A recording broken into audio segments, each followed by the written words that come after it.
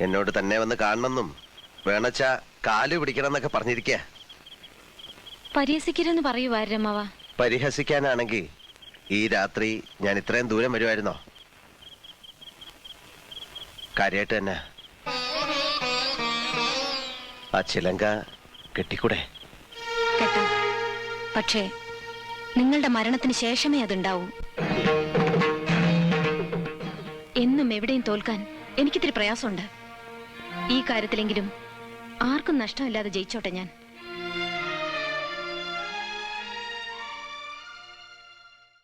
അത്രയും വേണ്ടിയിരുന്നില്ല ഭാനുവച്ചി.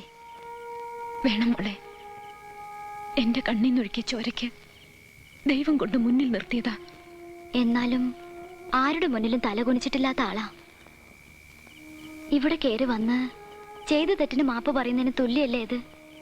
അപ്പൊ പിന്നെ ചേച്ചി ഒന്ന് താഴ്ന്നു കൊടുക്കായിരുന്നു.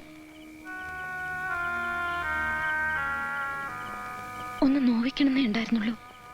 അത് കൂടിപ്പോയെങ്കിൽ ഞാൻ ക്ഷമ പറയാം. അത് വേണം.